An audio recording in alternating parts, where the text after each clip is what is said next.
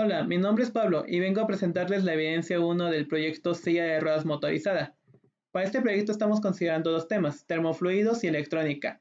Primero, considerando las propiedades de los fluidos, ¿qué aspectos debemos de considerar para el diseño? Bien, para el diseño de nuestra silla estamos considerando aquellas propiedades que interactúen tanto en el sistema como en el usuario, y estos son el calor, la temperatura y la presión, ya que en el caso del motor eléctrico, este disipa una gran cantidad de calor, el cual va cambiando la temperatura del aire que está circulando en ese momento, algo que debemos considerar para evitar posibles daños.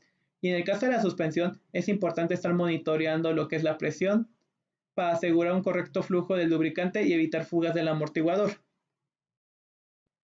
La siguiente pregunta, ¿consideras que el usuario está expuesto a algún mecanismo de transferencia? Y en caso de que sea afirmativa la respuesta, ¿cuál es ese mecanismo? Bueno, realmente nuestra silla sí está experimentando los tres tipos de mecanismos de transferencia, pero para este caso nos vamos a considerar en un mecanismo el cual está relacionado con el motor eléctrico, y es el mecanismo por convección, ya que su modo de transferencia es entre la superficie sólida, es decir, el motor y el gas adyacente que está en movimiento, lo cual viene siendo el aire, el cual es ocasionado por las fuerzas de flotación inducidas por las diferencias de densidad, lo cual va a provocar esta variación en temperatura en nuestro fluido.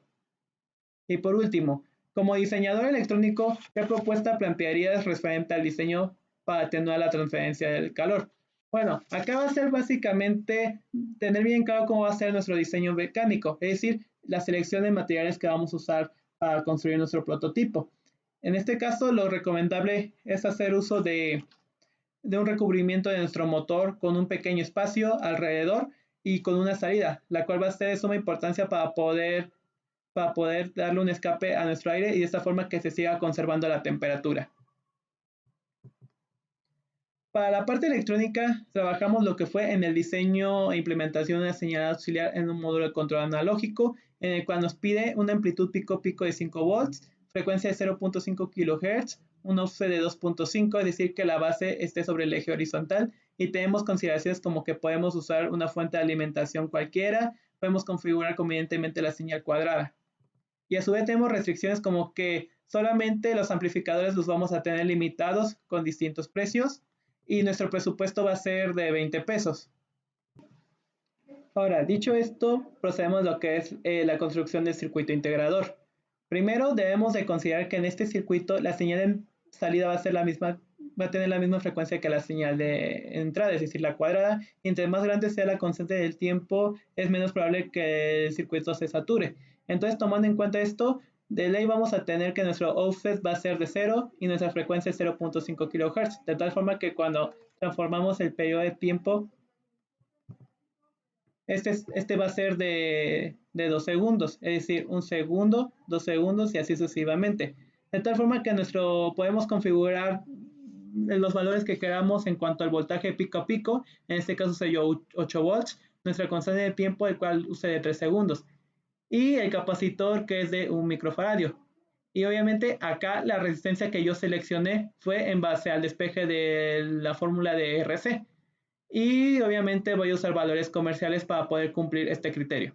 Entonces, siguiendo esta lógica, procedemos a lo que es la resolución por medio de la fórmula del voltaje para el circuito integrador, en el cual en esta primera sección no vamos a usar el voltaje en T igual a 0, ya que no existe ningún tipo de voltaje.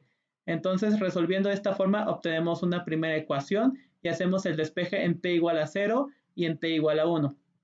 Este valor es importante porque vamos ahora a hacer este mismo despeje ahora de 1 a 2 segundos. Y acá sí vamos a tomar en cuenta el voltaje de salida en T igual a 1 para resolver nuestra integral y obtener una nueva ecuación. Y de tal forma volvemos a obtener en T igual a 1 y en T igual a 2. Este va a ser siempre el mismo. Lo que queremos es que se cumpla lo que es la señal triangular, ya que aquí nos da 0 y cumplimos este parámetro y ya construimos esta primera parte del circuito. Pero aquí el detalle es que nos pide que sea de 5 volts y en forma positiva. Entonces usamos otra configuración, la que es la de amplificador inversor.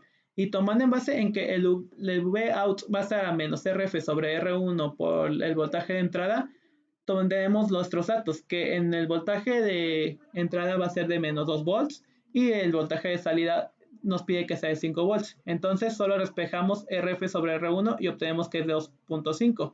Acá va a ser muy importante porque entonces debemos de buscar aquellas resistencias que puedan dar este resultado. Y yo hice una propuesta, obviamente voy a usar valores comerciales y ya tengo lo que es la construcción del circuito en esta sección y el circuito en general.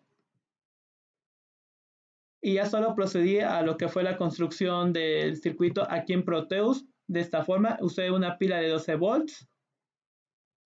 Y aquí ya hice la graficación donde en la señal verde podemos ver la amplitud triangular que es de 0 a menos 2 en la parte negativa. Y ya con el amplificador inversor de 0 a 5 volts de forma positiva, de tal forma que nuestro circuito cumple con las características que se nos pide. Y por último, como nos piden, dan un presupuesto, entonces lo idóneo va a ser usar un LM324 debido a que es el que es más barato en comparación de si compráramos dos op-amps de 741. Muchas gracias.